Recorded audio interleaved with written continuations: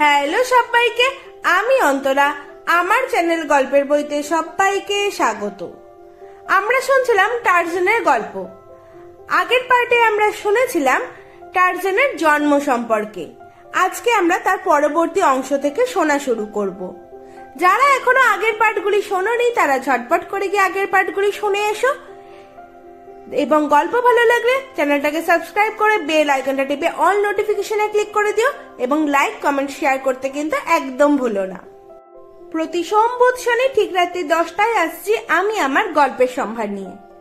তোমরা যদি কেউ আমাকে কোনো গল্প পাঠাতে চাও বা তোমরা কোনো গল্প আমাকে বলতে চাও যেটা আমি ইউটিউব চ্যানেলে আমার এই চ্যানেলে পাঠ করে শোনাবো, তাহলে পরে আমাকে কমেন্ট করো, আমি তোমাদের সাথে যোগাযোগ করে নেব।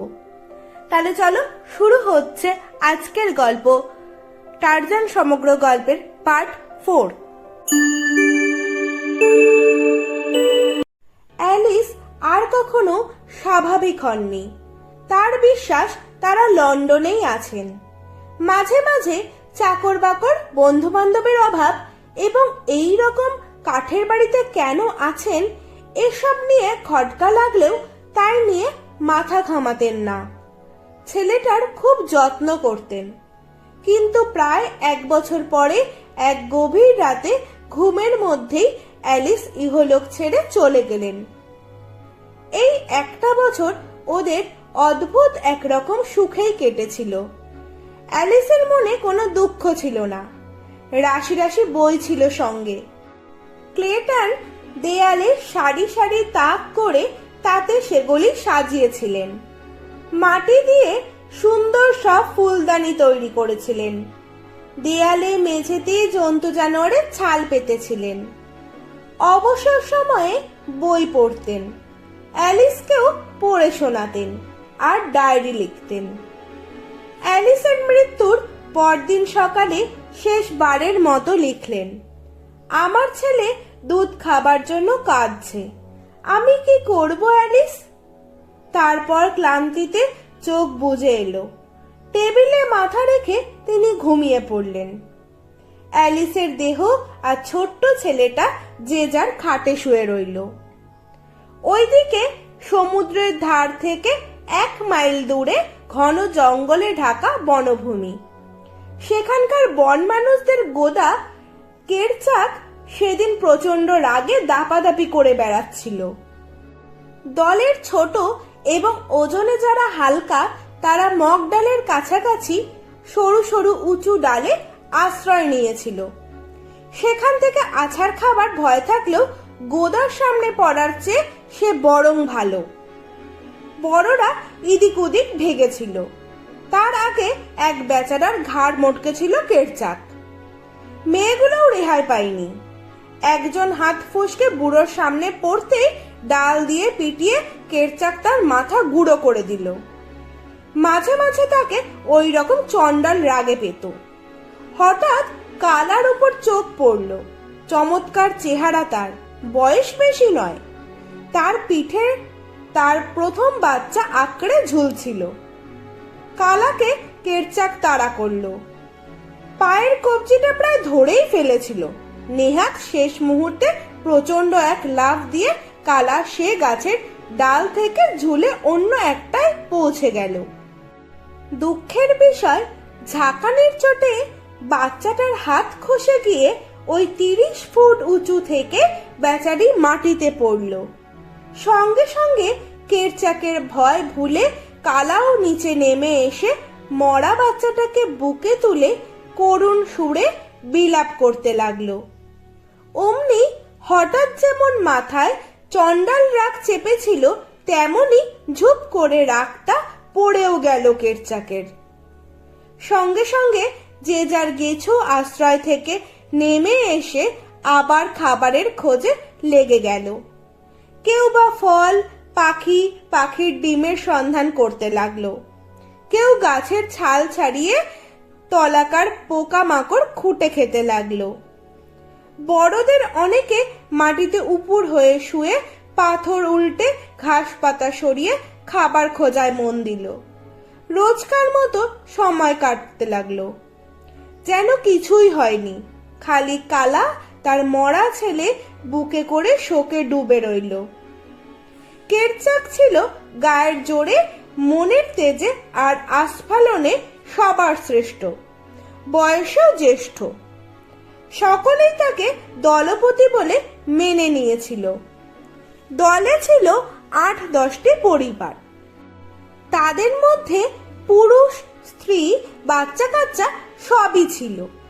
অন্য জাতের বন মানুষদের চেয়ে এরা যেমন আকারেও বড়, তেমনি বুদ্ধিও বেশি। বিশাল চওড়া কাঁধ, পেশিগুলো উঁচু হয়ে রয়েছে, ছোট ছোট চোখ, থ্যাবড়া নাক, এই বড় বড় দাঁত, কপালটা চ্যাটালো সরু, হাত দুটো হাঁটুর নিচে ঝুলে রয়েছে।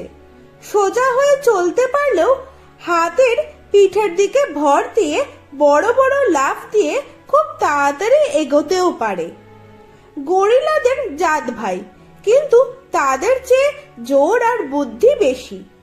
নিজেদের একটা ভাষাও আছে, খুব প্রাথমিক, খুব সংক্ষিপ্ত, কিন্তু ভাষাই বটে।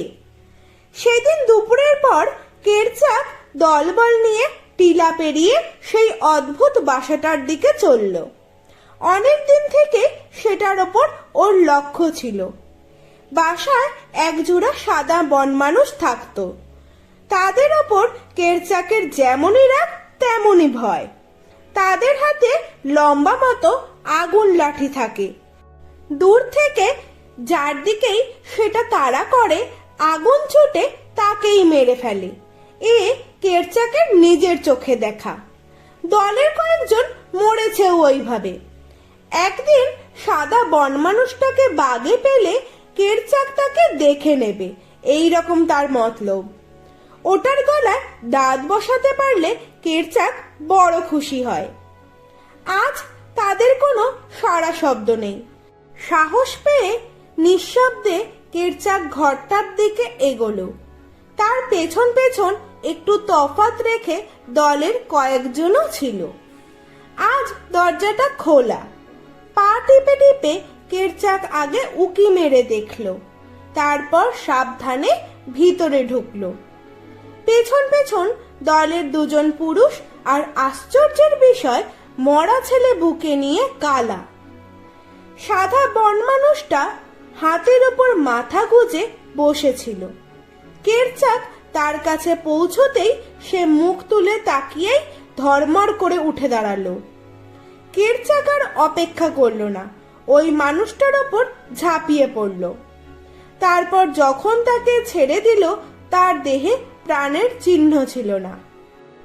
এবার কেরচাক খুদে খাটটার দিকে চাইতেই কালা টপ করে সাদা বাচ্চাটাকে বুকে তুলে নিয়ে মরা ছানাটাকে সেই জায়গায় ফেলে রেখে এক লাফে ঘরের বাইরে উঁচু গাছের মগডালে উঠে পড়ল। সাদা ছানাটার কান্না শুনে তার বুকের মধ্যেকার ব্যথিত মাতৃত্ব জেগে উঠেছিল। বাচ্চাটা প্রথমে কেঁদে উঠেছিল, তারপর কি করে জানি কালার গভীর ভালোবাসা সে টের পেল। অমনি তার কান্না থামলো। তারপর খিদের চোটে কালার বুকে মুখ লাগিয়ে চো চো করে চুষতে লাগলো।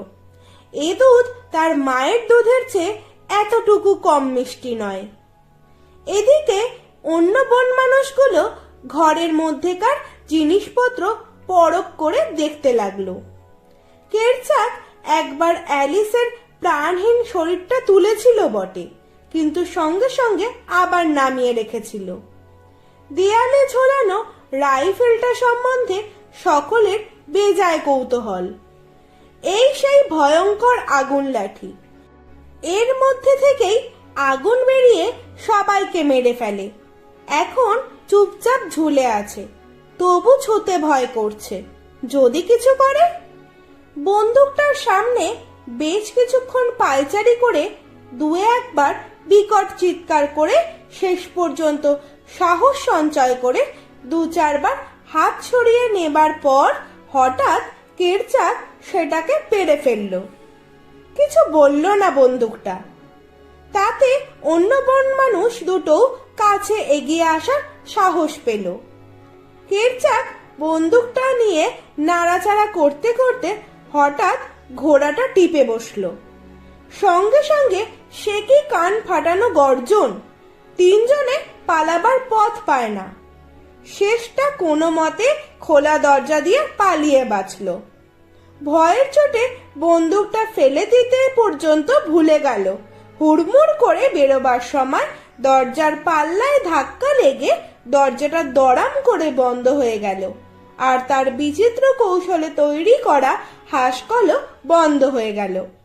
পরে হাজার চেষ্টা করেও এরা কেউ সে দরজা খুলতে পারেনি।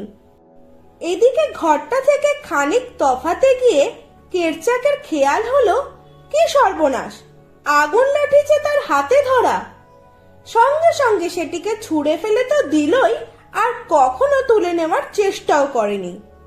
ওর ধারণা ওটাকে যতক্ষণ না ছোঁয়া যাচ্ছে ততক্ষণ কোনো ভয় নেই।